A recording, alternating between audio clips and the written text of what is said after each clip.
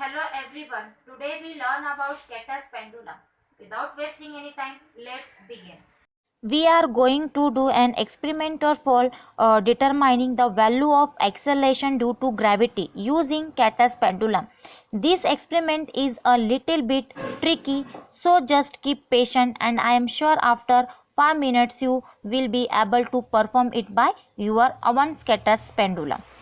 Keter's pendulum is a compound pendulum. This is not a simple pendulum.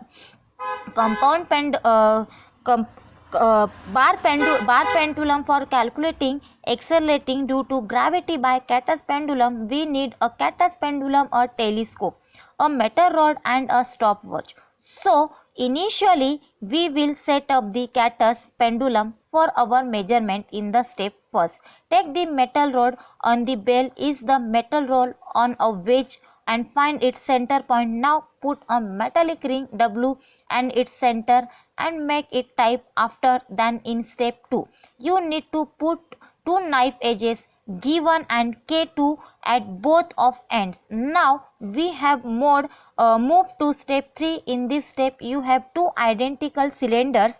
One is made of metal and other is made of wood. So you put them on the rod as well as you can see their arrangement in the figure. Now we have moved to step 4. Adjust W1 and W2 in such a way such that each of it is 5 centimeter away from the end. After that the knife edge K1 and K2 are just below it, an approximate difference of 2 centimeter. This is the first arrangement with which you can start this experiment. Now you can hang this Keter's pendulum on a rigid support and observe the time for 10 oscillations. So first of all, keep the metal cylinder upside and wooden cylinder downside and take the reading of 10 oscillations. Call it as T1. Now turn this Keter's pendulum upside down, then the wooden cylinder is upside and metal cylinder is downside. Take this time of 10 oscillation as T2. Now you can divide this by time.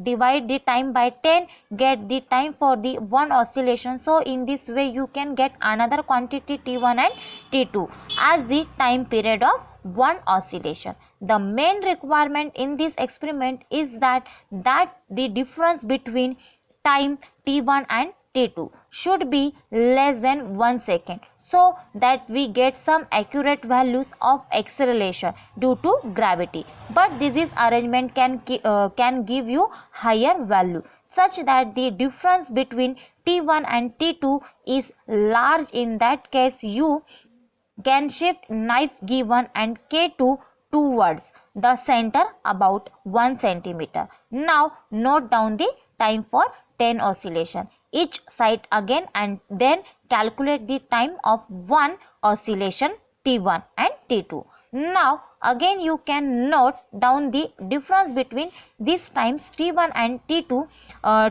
If the less than 1 second, then it is fine, otherwise you can shift the knife edge K1 and K2.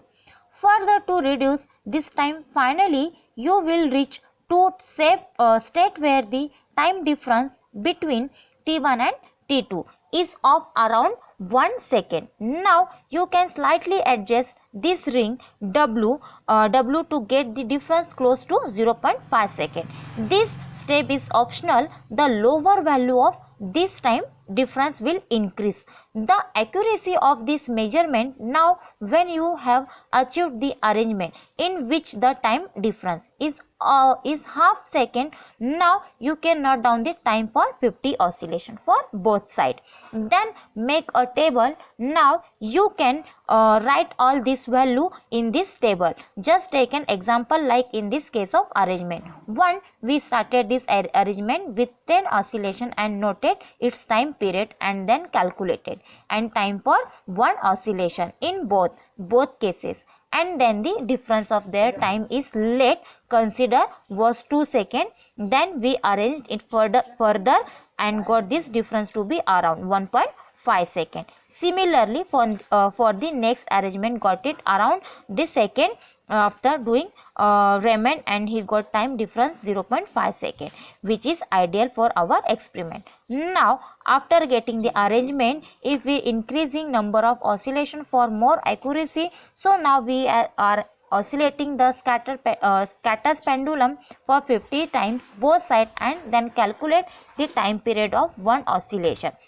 in both case. So in this way you can make this table containing the readings of Catter's pendulum.